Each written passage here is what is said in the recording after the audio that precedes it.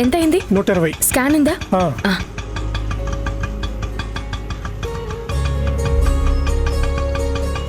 వింధ్యా వదిన,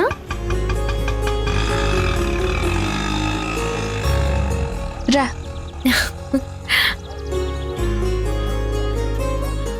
ఎన్ని రోజులైంది నిన్ను చూసి? అమ్మా, అన్నయ్య, బెస్ట్ ఫ్రెండ్స్ ఇద్దరు కలిసి వస్తున్నారు. లోపలికి రండి వదిన. రా.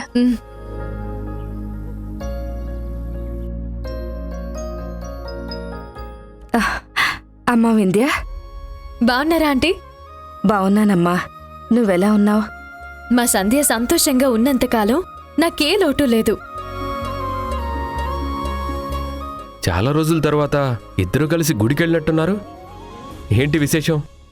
విశేషం కాదు, విపరీతమైన చాదస్తం. ఎవరికి? ఇంకెవరికి? మీ ఆవిడికే.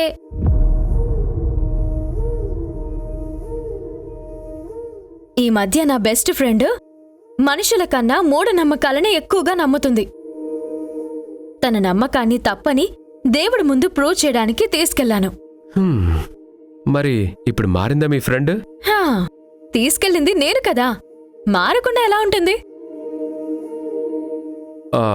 పాపను వదిలేసి వచ్చారు, అమ్మ కోసం ఏడవదా? లేదండి, మా అత్తయ్య గారు ఉన్నారు కదా, ఆవిడ చూసుకుంటారు. మా దురదృష్టం కానీ, లేదంటే ఇంట్లో మీ పాపకొక ఫ్రెండ్ ఉండేది. మీరిద్దరూ ఎలా బెస్ట్ ఫ్రెండ్స్ అయ్యారో వాళ్ళు కూడా అలాగే బెస్ట్ ఫ్రెండ్స్గా మారేవారు.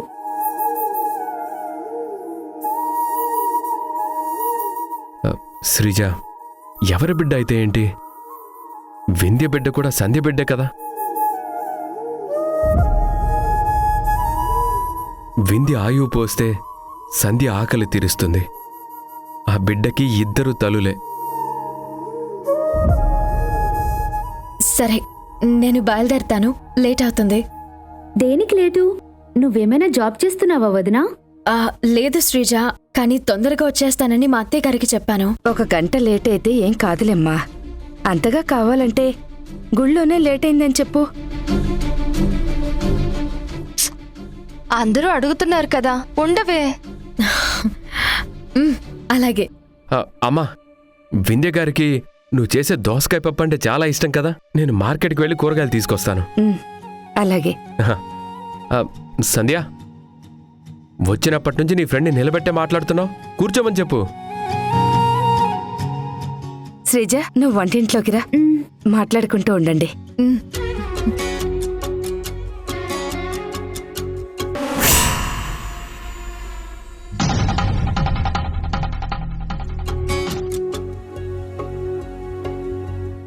సంధ్య, ఇంకా అదే ఆలోచిస్తున్నావా? వింధ్య, నువ్వు కోప్పడినంటూ ఒక మాట చెప్పనా? మనమిద్దరం హారతి తీసుకుని బయటకు వచ్చేటప్పుడు నేను వెనక్కి తిరిగి చూశాను. అప్పుడు హారతి మళ్ళీ కొండెక్కిందే. మన స్నేహం కోసం స్వామివారి ముందు ఆశీర్వాదం తీసుకున్నప్పుడే రెండోసారి మళ్ళీ ఇలాగే జరిగింది. అందుకే. అసలు నీ ప్రాబ్లం ఏంటి సంధ్య? హారతి కొండెక్కితే మనిద్దరం విడిపోతాం, మన స్నేహం చెడు. వింధ్య, వద్దు, అలా మాట్లాడొద్దు.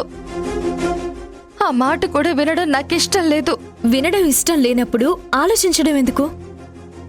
ఎంత ప్రయత్నిస్తున్నా ఆలోచనల్ని, భయాన్ని కంట్రోల్ చేసుకోలేకపోతున్నాను. నీకోసం నేను గుడికొచ్చాను, స్వామివారి సాక్షిగా మన స్నేహం గురించి చెప్పాను. ఇంత చేసినా నువ్వు భయపడితే ఎలా సంధ్య? ఊహ తెలిసినప్పటి నుంచి మొదలైన మన స్నేహం మీద పూర్తి నమ్మకంతో చెప్తున్నాను. మన మధ్య ఎలాంటి భేదాభిప్రాయాలు రావు. మన మాట తప్ప రెండో మాటకి చోటుండదు. నువ్వు నేను తప్ప మన స్నేహంలో మూడో వ్యక్తి ఎంటర్ కారు.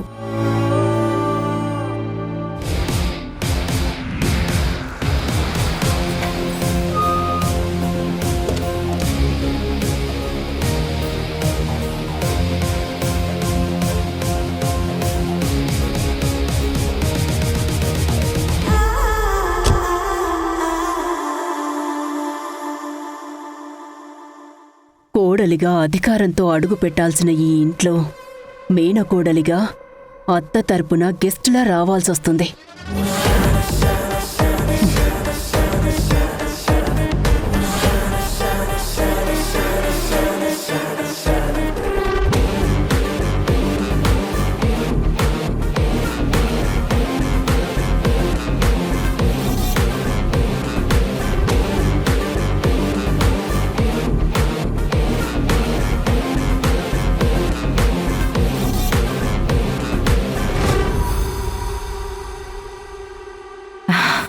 మౌనిక అత్తయ్యా,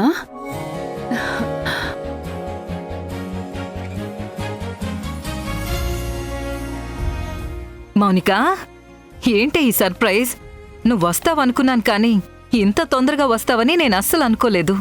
అవునా? అయితే తిరిగి వెళ్ళిపోయి కొన్ని రోజుల తర్వాత వస్తాను. ఆగవే తల్లి, నువ్వు నీ కోపం ఎప్పుడు ముక్కు మీదే ఉంటుంది.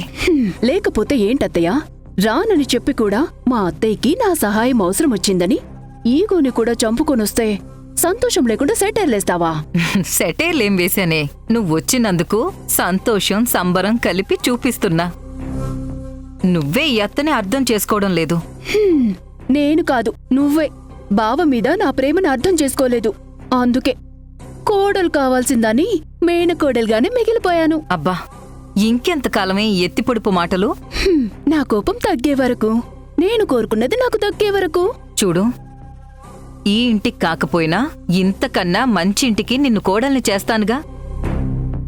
నా కొడుకు కన్నా మంచి వ్యక్తిని నీకు భర్తగా తీసుకొస్తానని చెప్పాను కదా. కోరుకున్నది దక్కనప్పుడు దొరికిన దానితో అడ్జస్ట్ అయ్యేది కాదు ఈ మౌనిక. ఈ పిల్లేనా నీ మనవరాలు? అవునే, తీసుకో. ఇప్పుడొద్దులే. మా అమ్మే నా మనవరాలుగా పుట్టింది. దీంతో ఒక్క పూట కూడా ఆడకపోతే నాకు పొద్దుపోదనుకో. మౌనిక, ఎలా ఉన్నావమ్మా? ఎన్ని రోజులైందో నిన్ను చూసి. ఎన్ని రోజులైనా నన్ను మర్చిపోనందుకు చాలా థ్యాంక్స్ మావయ్య. చూడమ్మా, నిన్నెలా మర్చిపోతామమ్మా? రాజేష్ పెళ్లికి నువ్వు వస్తావని నేను మీ అత్తయ్య ఎంత ఎదురు చూసామో తెలుసా? నువ్వు రాక సందడే లేదంటే నమ్ము. సందడిదేముందిలే మావయ్య, పెళ్లి మాత్రం ఆగలేదు కదా. ఆగలేదు కాబట్టే మహాలక్ష్మి లాంటి కోడలొచ్చింది. ఈ ఇంటికి అసలైన పండక్కాళొచ్చింది. మావయ్యకి కోడలంటే చాలా ఇష్టంలా ఉందే. మా వింధ్య మాట తీరు, మంచితనం, పద్ధతి, సంస్కారం అన్నీ చూస్తావు కదా, నీక్కూడా నచ్చుతుంది.